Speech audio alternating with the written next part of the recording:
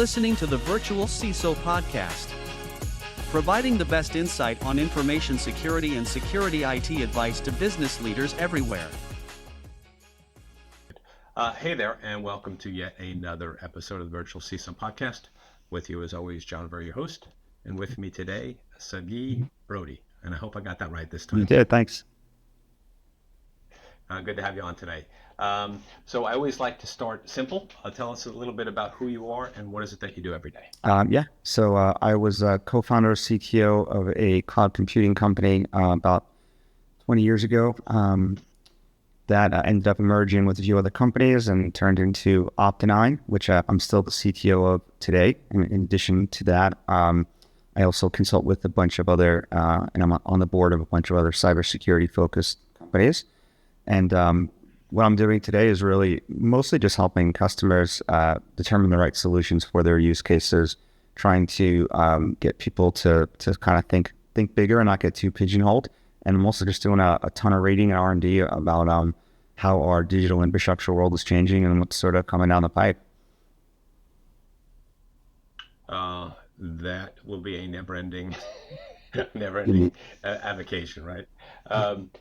Before we get down to business, I usually ask, what's your drink of choice? Yeah, so I moved down from New York to Florida not too long ago, and the sun has got me just probably drinking more beer than I should be lately, but I've been drinking a lot of Floridian beer. Back in New York, it was more Scotch, late evening, turn the fire on sort of thing. Yeah, nothing like a glass of wine or a glass of bourbon in front of a fireplace up Yep. north. Florida definitely, I never even thought about Florida to change your drinking habits. I'm not a Scotch guy, but I'm a bourbon guy. And one of the things I do in the summer up here, which is remarkably good, unsweetened green tea, honey, lemon, and a little bit of bourbon. Just super light, super refreshing. That's not good. Give it a try. It's really good. So, one of the reasons why I was excited to have you on is, at Opti9, one of the things that you guys specialize in is helping people address the risk of ransomware. Mm-hmm. Now, I find it remarkable having this conversation in 2024. In preparation for it, I did wonder when the first ransomware was supposedly recorded. And, they came up with 1989 and it was done on floppy disks. But I think it really became in vogue and more significant post Bitcoin. Right, because there was a way to actually monetize it, and that's probably arguably, I think, 2012 or so, it really started to become an issue. So we're a dozen years into this being a significant issue, but yet we haven't solved it yet. So let's start with, define what ransomware is, and talk a little bit about how you've seen it evolve over the last decade. Yeah, sure. So, I think that, ransomware is probably used a little too loosely these days, I believe, especially when you start seeing statistics there. I saw one yesterday that said that they polled over 1,000 companies or enterprise organizations, and 75% of them said they were hit with at least one ransomware attack last year. And to me, that just seemed just way too high. And I wondered if the respondents were kind of bundling in just generic cyber attacks as in their response, right? I mean, I think ransomware is a subset of cyber attacks. And typically what it's referring to is, a piece of software getting into an asset, typically a server or a computer, and either crypto locking it so that it's encrypted and you cannot access or utilize the asset until you pay the ransom and get the unlock keys. Or it could also refer to data exfiltration, meaning attacker gets into an organization, essentially gets your sensitive data, copies it out, and then basically just blackmails you. I think those are the main two sort of versions that people typically are referring to. Yeah, that crypto lock obviously is the classic. The last one, that's I guess what you commonly refer to as extortionware. Yeah, I mean, I definitely see it. You don't hear that term used as much. I do see I do see both variations sort of being referred to as ransomware. Gotcha. Because in both cases, someone is ransoming you, in the first case to have access back to your data or computing resource, in the latter not to disclose that information, correct? Okay. All right. So on the same page there. So you did talk about this idea of a piece of malware, if you will, getting onto a system. I saw a presentation you gave once on the anatomy of a typical ransomware attack. I thought it was pretty well done. Can you just walk through at a high level, like what does that look like? Yeah, sure. And thank you. Yeah, I think there's a, just like other, we have to keep in mind these attackers, they are, that they're technologists just like us. Today that they're getting trained up on these, on commercial pieces of software. Then maybe they're even getting their certifications on different types of softwares and technologies, so that they just have different goals, right? Their goals are a little bit more nefarious than the rest of us, but they are just like the rest of us, and just like we follow standardized workflows and patterns to accomplish our goals. That's what they're doing, and the typical workflow for a ransomware attack is, they're first getting into an IT organization, obviously from the perimeter. And the way that they're first getting in these days, it's typically something like a phishing attack, or sending a compromised email, or, using some facet of social engineering. I think what's interesting is some of the largest and most publicized attacks that we've heard about, do have a social engineering aspect. The example I like to give is the Stuxnet attack that occurred against the Iranian nuclear centrifuges, right? And that was started with someone leaving a USB disk in front of the office. I mean, that facility was completely air-gapped. It had no connectivity to the outside world whatsoever.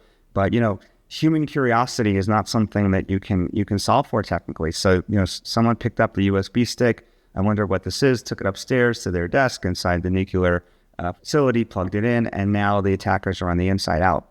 And what's interesting about that is, they had, a certain amount of data. They knew what types of devices were in the inside. They knew what types of, Siemens, industrial manufacturing equipment was there. And they were able to code the ransomware so that once it was on the inside, it was able to sort of proliferate throughout the organization internally and look for a specific type of asset to go after.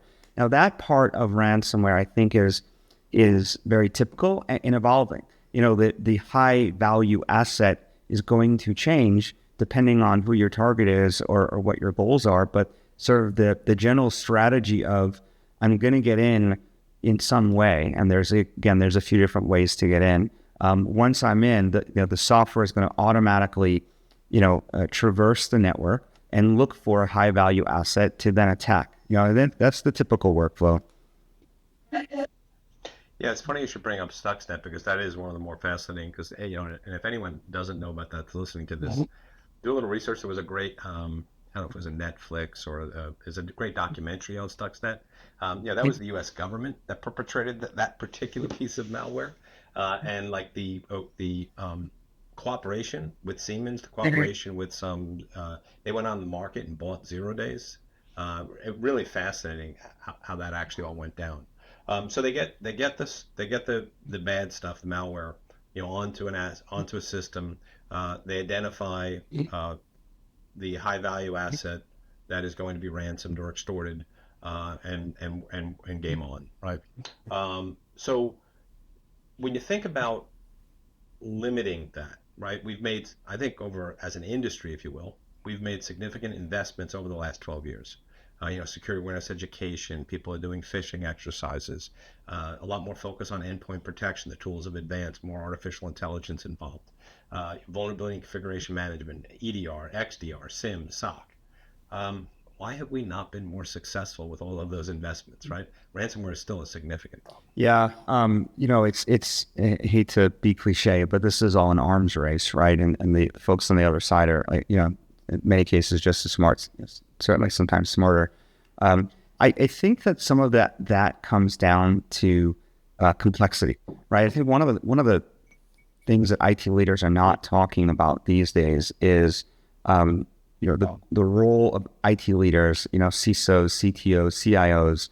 I think one of the goals should be to reduce complexity creep, and try to create the most simplest environment possible. Because the simpler the environment, the easier it is to monitor, to secure, to manage, to ensure compliance of. And, so complexity creep is a real thing. Every time someone in the organization goes and signs up for a new SaaS platform or uses another cloud, they've just increased the complexity of the environment, and up the ante for how challenging it may or may not be to secure it dramatically. So we need to make simplicity of IT a goal, because now we have a smaller sort of, data set or environment to work with to secure. So I think that's part of it. I think the environments are getting more complex over time.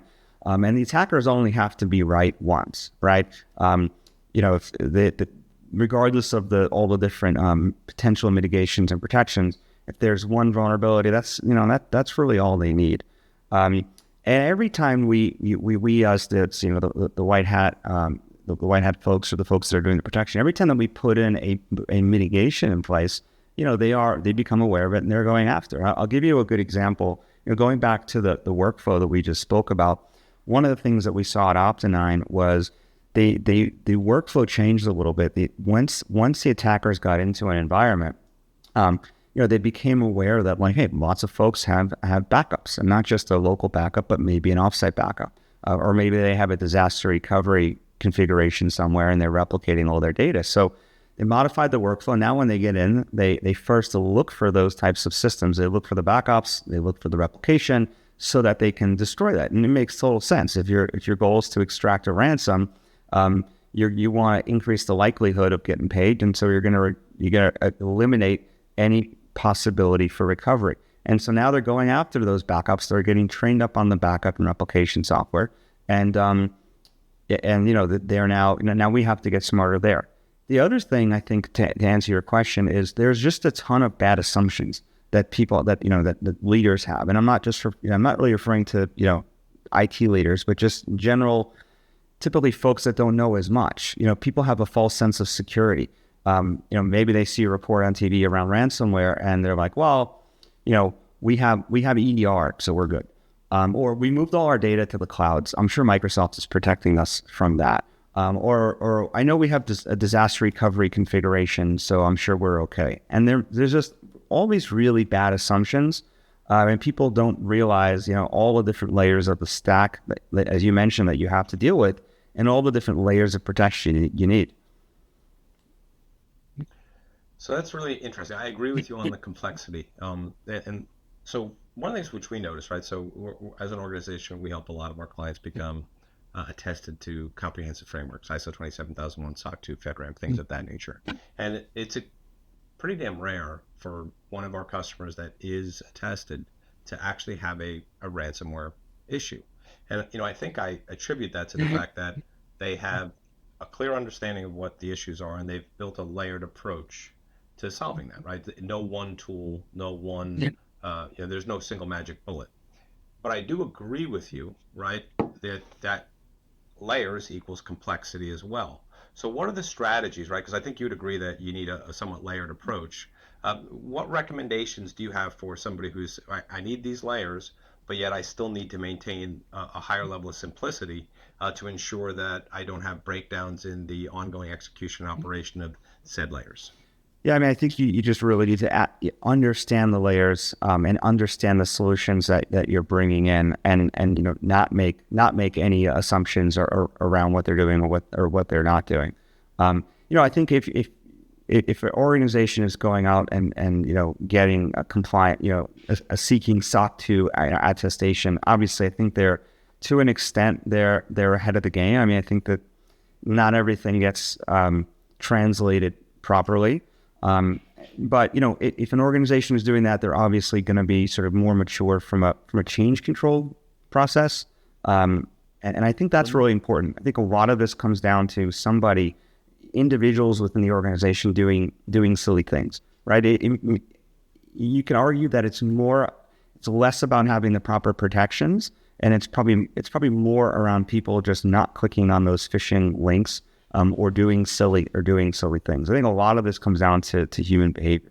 When you look at the attacks that are specifically targeted, attackers that are going after a specific organization for a specific reason, that's a completely different ballgame, right? And I think now you really need to get into what are the layers that we need. But if we're talking about these sort of automated attacks that are just sort of, they're sending out thousands of automated emails and they're hoping they get 5% back. I think a lot can be solved with training. Also, vendor diligence here is very important. And when I think about SOC 2 and I think about some of the questions that are in there, I think there's again a lot of change control related items. Some industries are much further along than others when it comes to that, and some of them I think have not been sort of attacked yet, just because that industry is for whatever reason has not been targeted, but it's going to happen. For me, the best example of that is really the commercial and business aviation industry. Yeah. So question for you. So one of the things I tend to advocate, because I agree with you on the complexity side, we need the layers, right? We need a certain stack of tools. Sometimes, best of breed versus single vendor, both from a services vendor and or from the perspective of, whether it's a Palo or Fortinet or, Zscaler, whatever. Sometimes having, not best of breed and sometimes having just single vendor to simplify that ongoing operation, maintenance, knowledge, understanding, training can be helpful. Are you guys advocates of that? Well, I think the most important thing an organization needs to ask themselves when talking about all these things is, what do we have an appetite to take ownership of from a security perspective? Do we want to be responsible to protect all of our assets, or do we want to outsource some or all of those layers? And I think what you notice there is that for folks that don't have an appetite to do it, working with a single vendor who's going to drag along whatever tools they prefer, it's fine because it's on them, and you're never going to get best in breed for every layer there because it's the MSSP's choice. If you do have an appetite and you have a team, then you have the ability to sort of choose best in breed or customize based on your use case. So I think it's really all about what does your bandwidth look like, and sometimes simplicity will mandate that you don't get the best solution. But I'd rather go wider than go deeper if I have less resources. When you say go wider, define what you mean by that. Oh, what I mean by that is I'd rather find one vendor that can tick all the boxes for me. But maybe not tick some of the more obscure or sort of more on the fringe boxes. Instead of finding the best tool that can do, the best set of tools, and now I have to manage 10 tools. Yeah, no, I agree completely. I agree completely. So I think we'd both agree that you need basic mail filtering capabilities in place, trying to limit the amount of crap that gets down to the desktops, and more advanced features like sandboxing and link review and things of that nature. But no matter what, we can do all the SAE training, we can do all of the phishing, but still, statistically, you're lucky if you get your phishing, false phishing down to 4%, right? In most organizations. So you're going to have people clicking on the stuff. Where do you see the next, all right, so if we kind of agree that that's just table stakes, you got to have that stuff, but it's not going to be foolproof. You guys specialize, I think, in more what I'm going to call the detect and respond world. Is that the next most important thing in your mind? I think at the end of the day, you could argue that having backups is the single most important thing in the world and having them properly protected.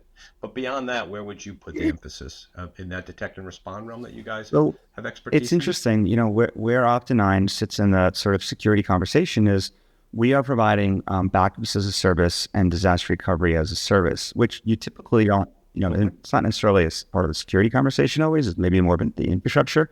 I think a big thing that we're seeing now is within organizations, those two teams or those two sets of people are sometimes not talking to each other, or they're not reporting to the same person. They can be very far away within the organization. But if you think about incident response, if you think about, hey, we just got hit with something, all of a sudden those two teams need to work very closely together. When's the latest backup? Can we fail over to the DR site? Can we use the DR site to do forensics?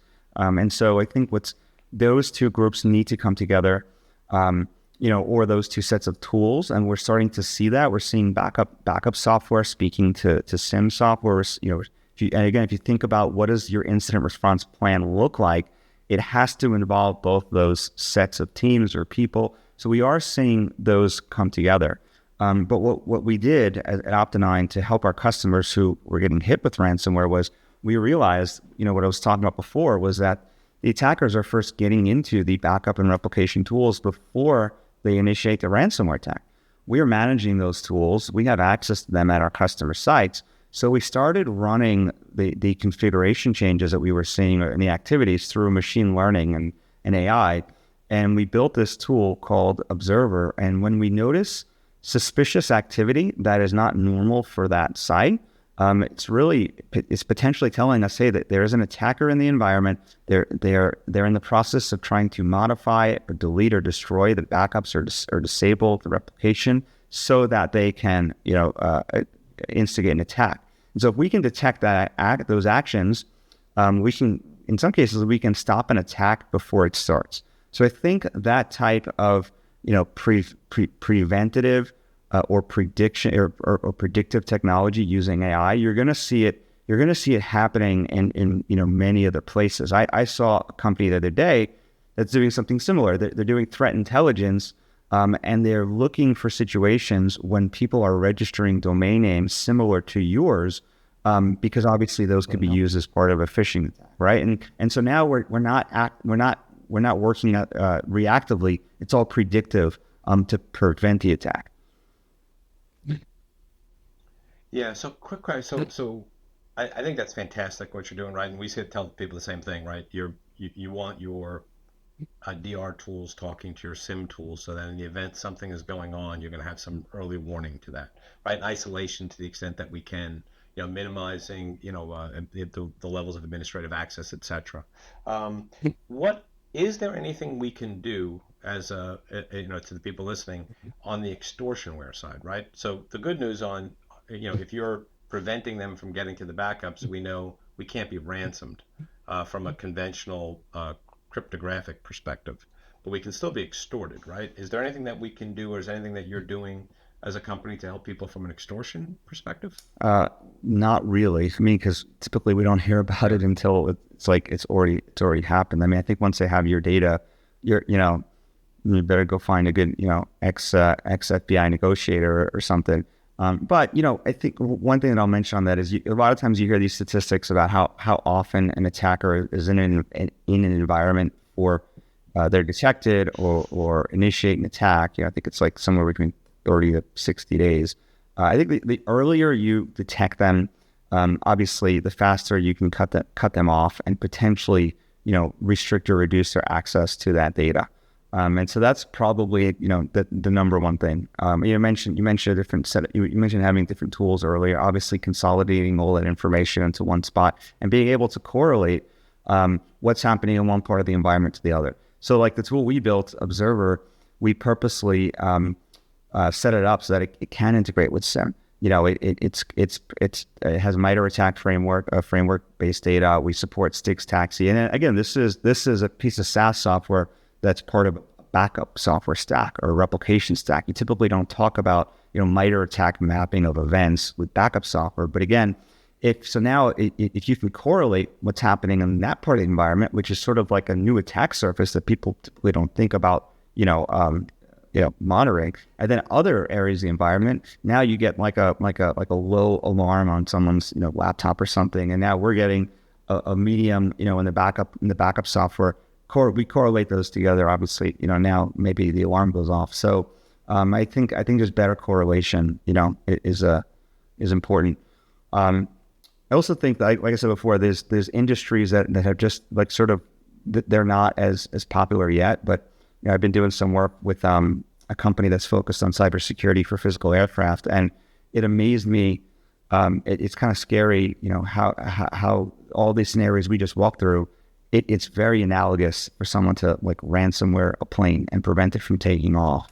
And why that is because you have laptops, traditional IT devices that are being plugged into very sensitive avionics networks. And so ransomware strain is designed to look for some of that, just like, Stuxnet was designed to look for some Siemens hardware, and, not terribly different. So I think vendor management and putting your vendors through cybersecurity audits is another good way to really protect yourself. Yeah, actually, I think what you said, which is very interesting, is you use the term attack surface management, and, very often we kind of hear that used more from an external perspective.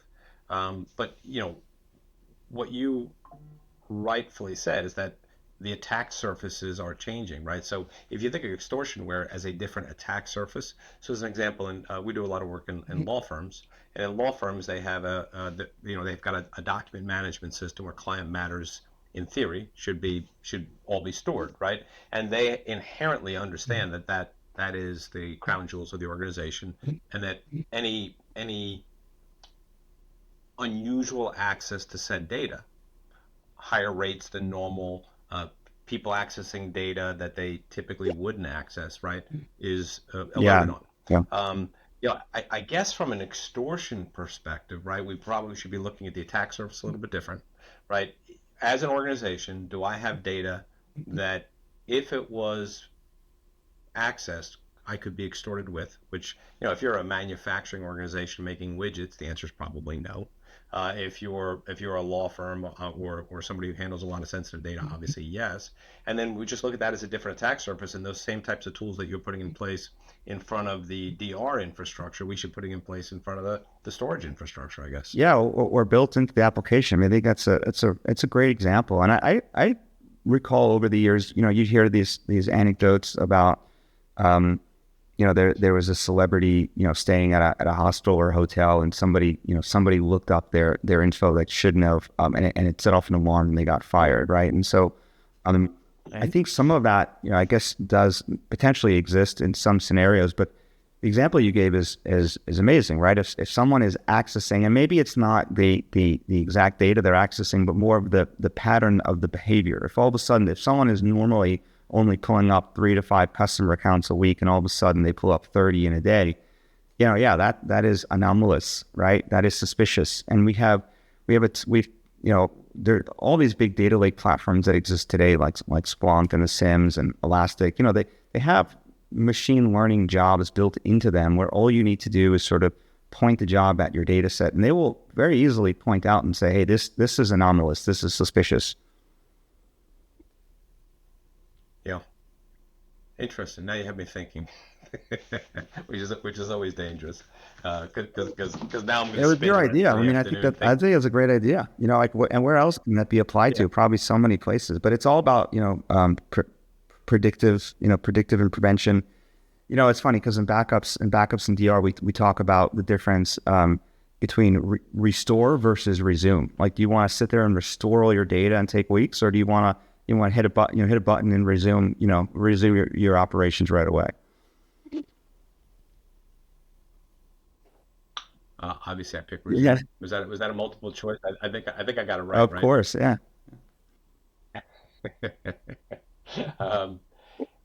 Anything we missed? Anything you would want to talk a little bit further about with regards to this subject? No, I think when you mention different attack surfaces, it's a very good point. I think going back to the assumptions, we assume that just because something has not been a focus of attackers in the past, we just sort of glance over it, or just say it's okay. But every day we hear about new attack surfaces. This is something we just need to keep an eye on and not have assumptions about. Sounds good. I sent you your agenda late, so I'll ask you this question, but if you don't answer it, we'll get rid of it. Give me a real world or fictional character you think would make a great or horrible CISO, and why? I did see it. I saw it like a minute before we jumped on the call. We're gonna see how fast you can think on your feet. Yeah, I would say on my feet quick. I'll say the dude from the Big Lebowski would not be a good CISO. Most of the folks in the security world I know, for better or for worse, are super anal. Usually, it's a good thing in this industry. Yeah, and I don't even think you need to explain why. Anyone who's seen The Big Lebowski, I don't think you need to explain that part of it. So thank you. If folks want to get in touch with you and or Opti9, what would be the right way to do that? I'm most active on LinkedIn, I would say. My name is a little unique, so if you search for Sagi Brody, there's typically I'm only aware of myself in the world, so you'll find me right away.